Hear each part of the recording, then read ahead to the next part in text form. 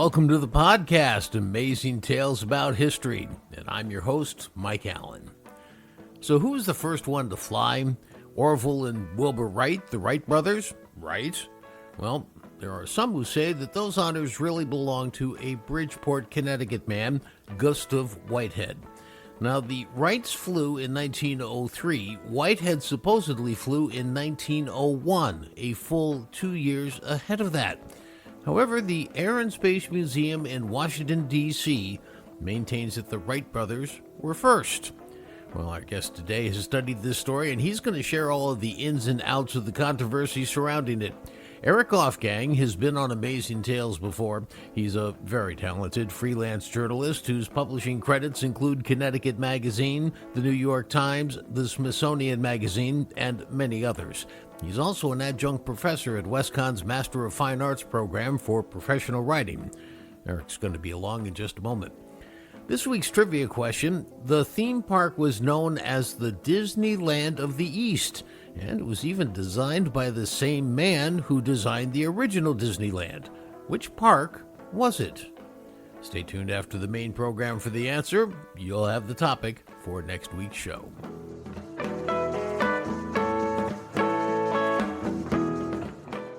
I want you to imagine something for a moment.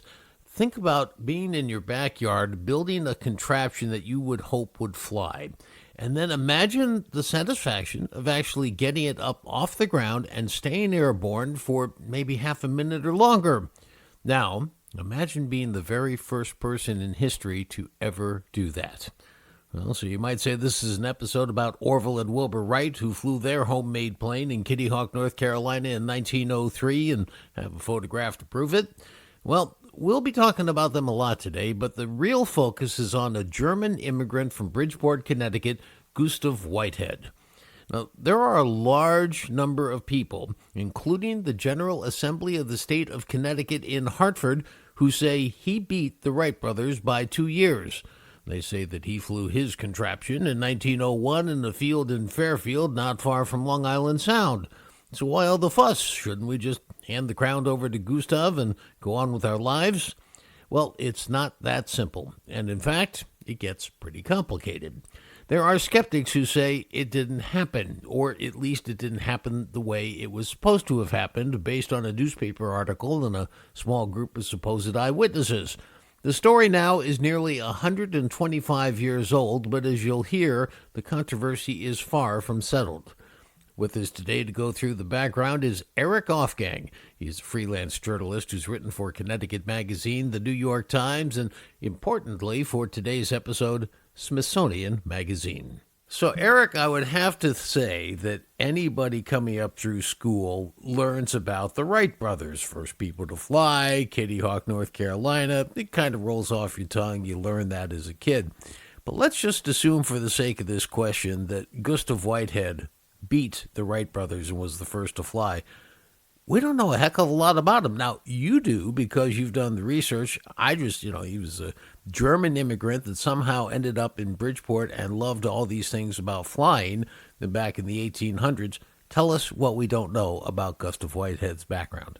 He's one of these early kind of aviation enthusiasts and also inventors of the era that I just kind of love, where they're sort of largely self-taught people who kind of bootstrap these investigations and are trying to do things on their own. So he's definitely this classic sort of poor inventor. He's not associated with any institution.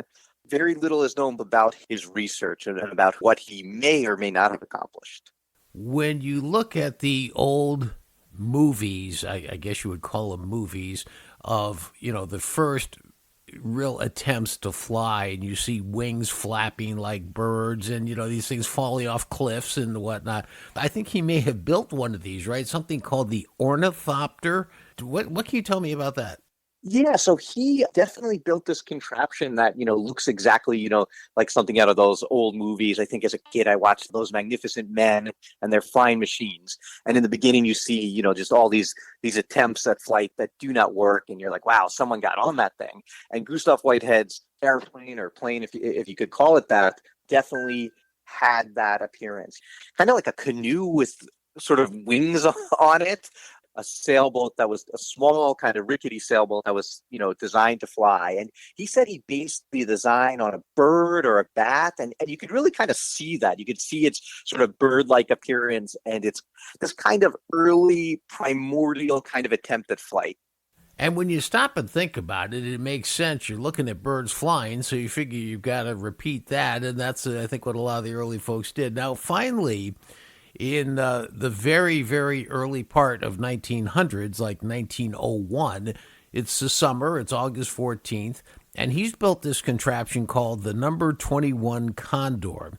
And we know about this because of an article that appeared in the Bridgeport Sunday Herald. And we'll get into the newspaper coverage of this separately in just a second, but let's just assume all of this from the article is right. It is a great story, and if you could just sort of encapsulate what is said to have happened on that day, August 14th, starting from where this guy's holding the rope as the plane is getting ready to take off, and they want to give it as much thrust as possible. So they've got a guy actually holding a rope, holding back the plane before it could take off. From that point, tell us what we know about that supposed flight that day. Yeah, so the account is it's this really incredible scene of Gustave Whitehead and his two assistants taking this aircraft out. He's looking at his clock and waiting for the right moment. The engine starts and the assistants are holding the ropes not to let it get away, which I just kind of love that imagery of this plane that the wind is trying to pick up. He starts flying in it. He tells them quite dramatically to let her go, and he takes off. And he apparently, if the report is to believe, completes in that moment what would be the first controlled flight of an airplane, and would be quite a momentous moment for human history. Now, anybody who wants to open up Google Maps and try and figure out where this happened, this was supposedly in the town of Fairfield, about a mile or so north of Jennings Beach. And at the time, there was a place there, I think they called it Turney Farm or something like this, the back of Fairfield. And it was, I think, selected because there were a couple of open fields that kind of went down so he could get a running start on this. And he supposedly was airborne for, I think, half a mile. Is that right? A fair amount of time. I forget the exact amount. I don't think there's any dispute. There's a lot of dispute about Whitehead, but there's no dispute that if it happened the way described in this newspaper article, that would be a controlled flight. I think there's some dispute as if that occurred, or there definitely is some dispute, but there's no dispute that what is described would be a true flight. There's this great line in the article when, Whitehead shouts to his assistants to let go of the ropes. It says they let go, and as they did so, the machine darted up through the air like a bird released from a cargo. And you just get this image of this kind of what we would see today as a makeshift craft just shooting up into the air in this sort of spectacular way. Now, you're a journalist. I'm a former journalist. We like facts. We like to see things. We like to understand that things happened. And I guess one of the problems with this is that there's no photograph like the Wright Brothers had. The other thing is what we really know about that day and that flight and everything you just recounted came from a Bridgeport Sunday Herald newspaper article. And let's talk about several different aspects of what is perhaps questionable about that article, starting off with the fact that it was published 4 days after the event. Could you explain why that happened? When I looked into this, that was kind of, to me, like the key piece of evidence. It was kind of, if this account is true, this really happened. If it's not true, then I don't think there's enough evidence to say he flew. And so what I set out to do was sort of say, okay, let's take a really close look at this story and see if there's reason to doubt it or reason to believe it. Let's see why this could be fake news or real news. And, one of the claims that has been repeated against it is that, if it was such big news, why did they wait 4 days? And that's one that you see a lot, even, today. When this controversy came back up a number of years ago in the 2010s, when Connecticut passed the first in flight legislation, you even heard people at the Smithsonian saying, well, it wasn't a serious news story because they waited 5 days. But the thing about that is that was one of the easy parts. Well, they waited 5 days because it was a weekly. So that was the first issue after the flight. And they carried this story, as soon as this publication could. And you're right. We're talking as if the flight actually happened. And if it did, it happened on a Wednesday. And the Bridgeport paper, a weekly, came out the following Sunday. And that was indeed when it was published. Now, question number two about that, though, and I know you as a journalist, your ears would perk up over this. They ran the story on page 5. What do we know about that? Yes. Yeah, well, generally speaking, you would put the biggest news stories on the front page. And this would be, arguably one of the biggest news stories of all time, certainly looking back on it. So, that, unlike the waiting, does raise some suspicion. Now, what's interesting about that is there's some debate about this. And one of the reasons this could be, strong emphasis on that word, it's sort of only in retrospect that people in the general public realized how important the distinction was between lighter than air flight, which is, a balloon, a dirigible, and heavier than air flight, which is an airplane. These sort of nutty things and impressive things with balloons. And for the general public and even a reporter, it may have been hard to tell the difference between these different types of aerial phenomena. Today, it's so clear that a plane is a very different thing to us than a balloon. At the time, there was different flying machines, and this was one more like that. And it was pretty exciting. The newspaper devoted a lot of time to it. They didn't necessarily realize that it was as sort of earth-shattering as we would understand in retrospect. Now, I'm just going to raise a point because you are a journalist and get your opinion on this, because I read it as a former journalist and thought, here's an article that, like you say, could have been one of the largest news stories ever, and it appeared without a byline. Now, this was in August, and in November, the paper ran another front page story, this time a front page story, and they identified who the guy was who wrote the article. But the reason why I think this is so important is that a lot of the article is written in the first person, right? Because he was an eyewitness to the event and he said what he saw. So did you find that curious as well? Bylines were a little less common back at that time. And, one way it could have happened, and it's at least plausible to me, it's such a well-written story. It's a lot of fun to read the whole story. I would want my byline on it at the time, for sure. One reason they might not have put it on is it could have been like, send out this reporter to see this quirky inventor, local inventor, see what happens. Maybe it'll go really bad. Maybe nothing will happen. But either way, it'll be kind of this fun, quirky story. Lo and behold, it goes really well. They still have the place assigned for it. The extent of how well doesn't translate to the editors.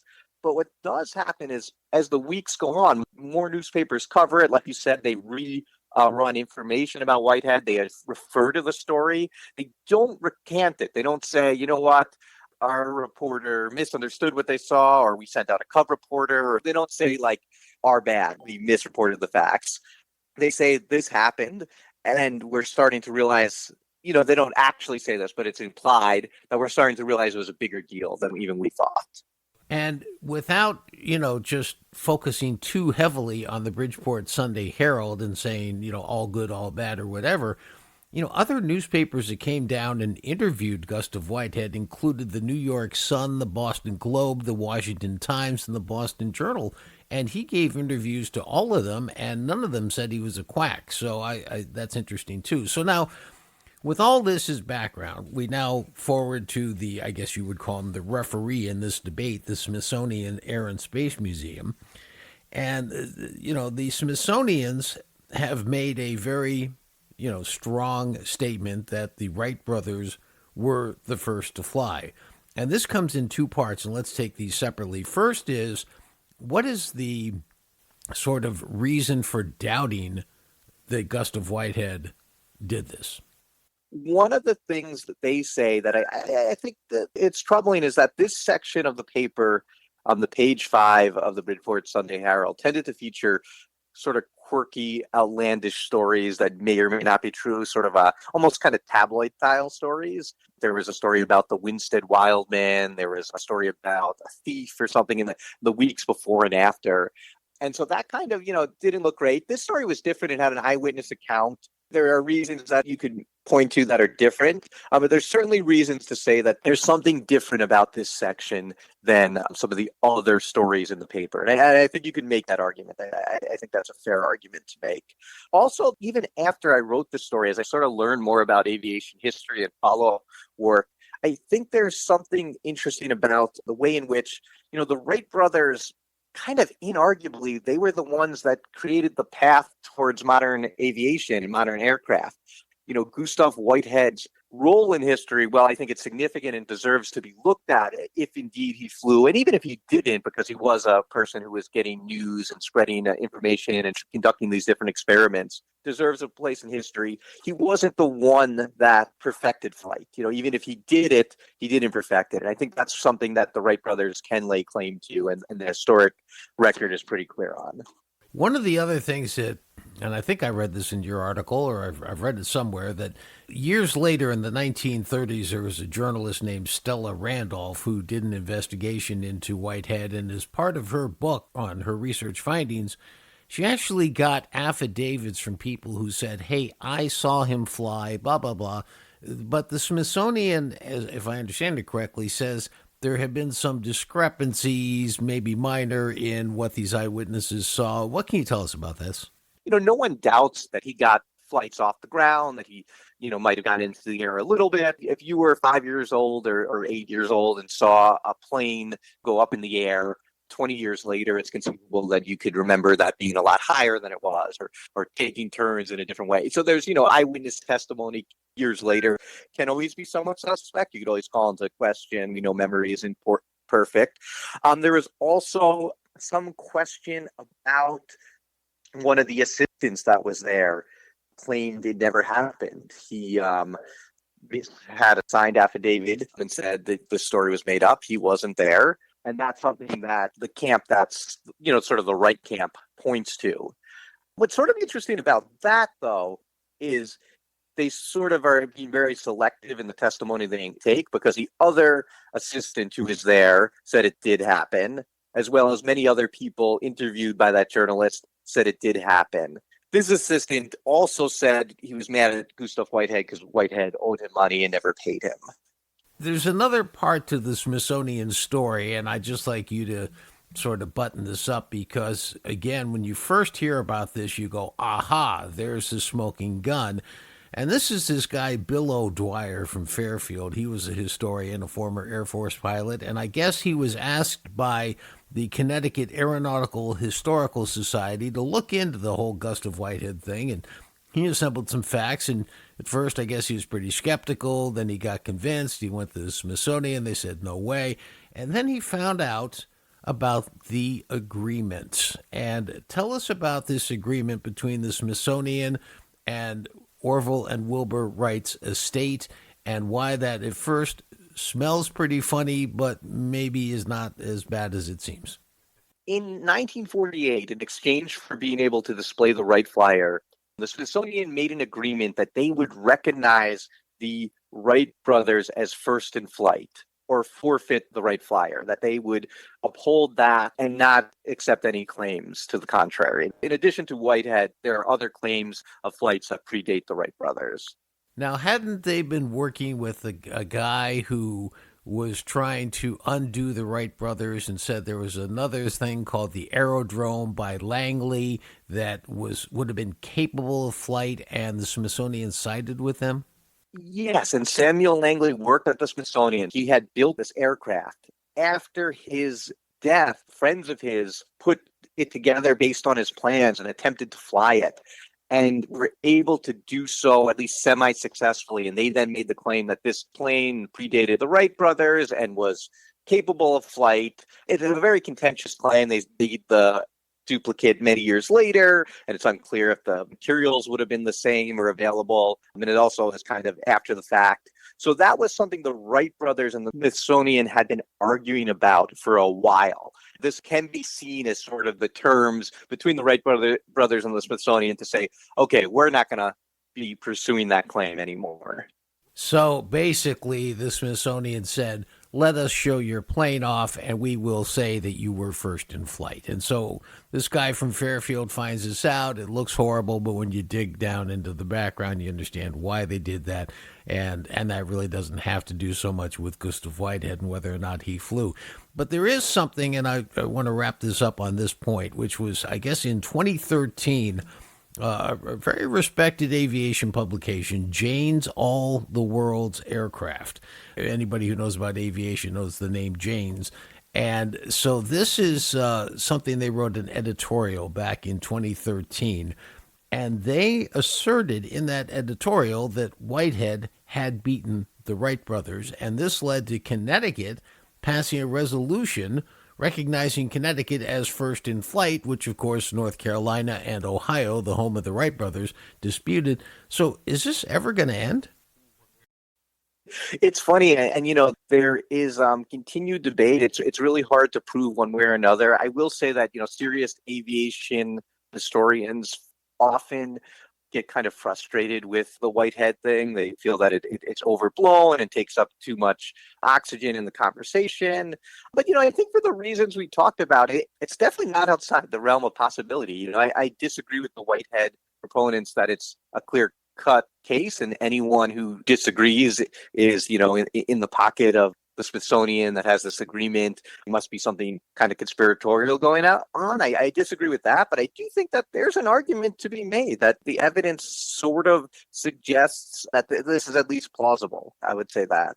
Gustave Whitehead was a family man and not a businessman with lots of money. He struggled to even feed his family, and in fact, it turns out when he died penniless.